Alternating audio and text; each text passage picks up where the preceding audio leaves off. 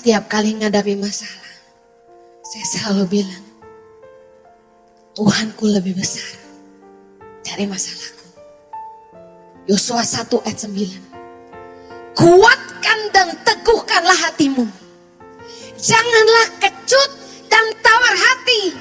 Sebab Tuhan Allahmu menyertai engkau kemanapun engkau pergi. Kalian pergi ke tempat yang kalian tidak pernah duduki. Tapi Tuhan mengutusmu untuk jadi pemenang dan bukan pecundang. Jangan kecut dan tawar hati.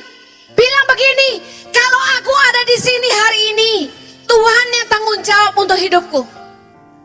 Kalau dulu Tuhan pernah tolong kita, hari ini pun Dia sanggup tolong kita. Percayalah, setiap kali Anda menghadapi tantangan, ingatlah akan kebaikan Tuhan. Daud selalu mengingatkan jiwanya, hai jiwaku, jangan lupakan kebaikan Tuhan.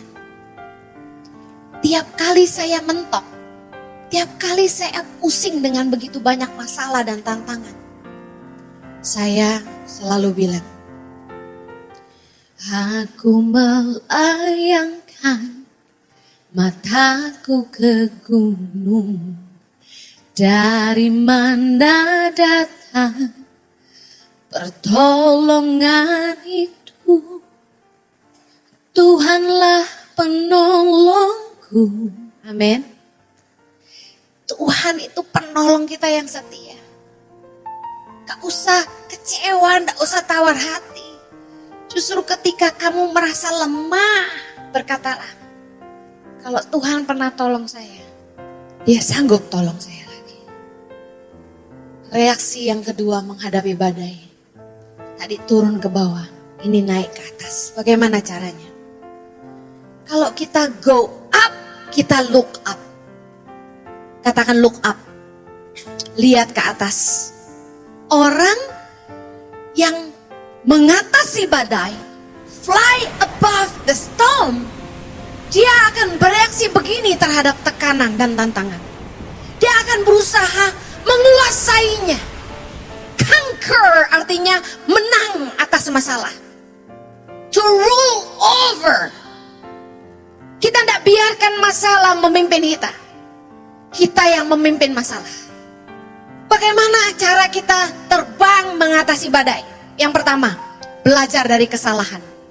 Saya mau ingatkan bahwa masalah yang datang dalam hidup kita itu tidak selalu ujian dari Tuhan. Masalah dalam hidup kita tidak selalu datang dari setan. Saya ulangi. Kalau ada tantangan datang dalam hidup kita, masalah itu tidak selalu datang karena ujian dari Tuhan. Dan masalah itu tidak selalu datang karena pencobaan dari setan.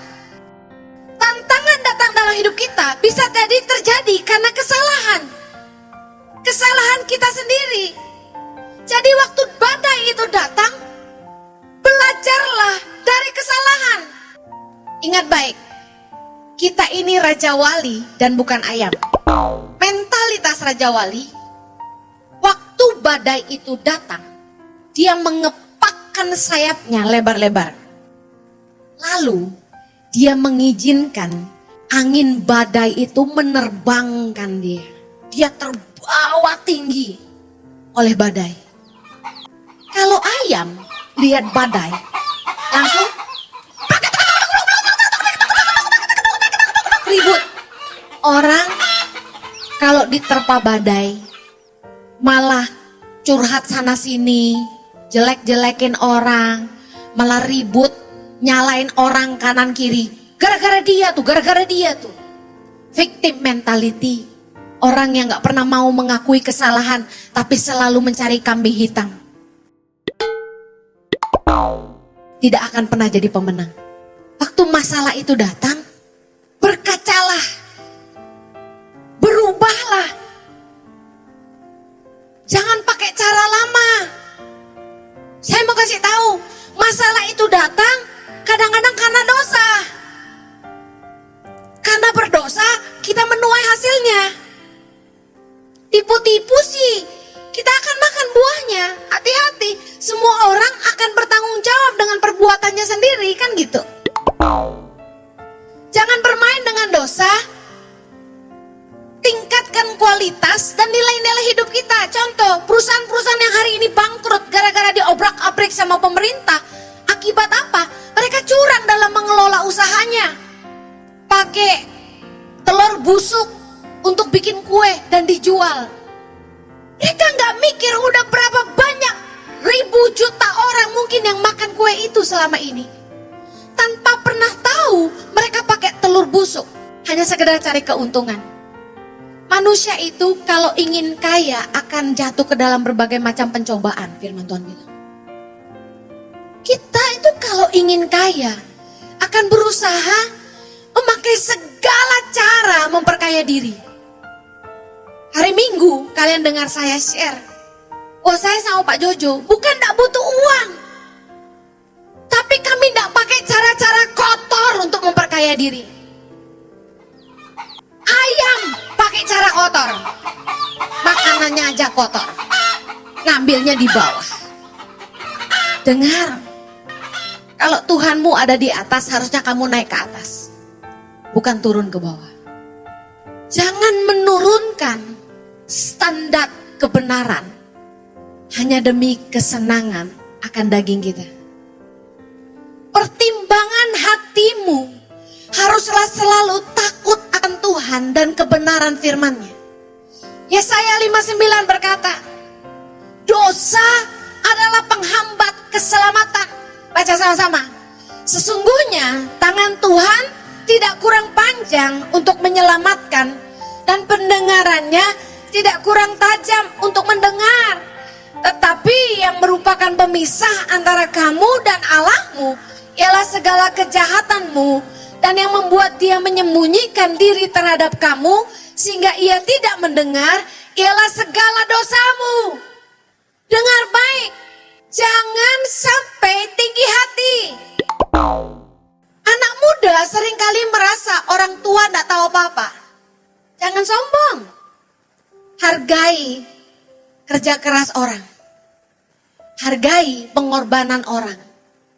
Hargai apa yang telah mereka korbankan di masa lalu. Mungkin kamu lebih tahu, tapi mereka sudah mencapai titik di mana mereka ada hari ini dengan sudah bayar harga banyak yang kamu tidak pernah bayar. Jangan pernah merendahkan siapapun. Jangan pernah merasa lebih bijak dari orang lain. Kita selalu harus bisa belajar dari orang lain. Kenapa saya senang mengajar? Karena saya tidak mau anak-anak generasi muda mengulangi kesalahan yang sama. Orang yang bijak tidak perlu jatuh dulu baru belajar. Orang yang bijaksana belajar dari kesalahan orang lain supaya tidak jatuh. Orang yang bijak, kata Alkitab, lihat ada masalah di depan, bukan petantang petenteng. Mana masalah, mana masalah, mana masalah. Belum tahu dia siapa saya. Tak gitu, masalah jangan dicari. Kita diajar Yesus, jauhkanlah kami dari segala pencobaan. Jangan mencobai Tuhan, jangan mencobai diri sendiri. Jangan sok kuat. Firman Tuhan berkata, barang siapa menyangka dia teguh berdiri, hati-hatilah dia jangan jatuh.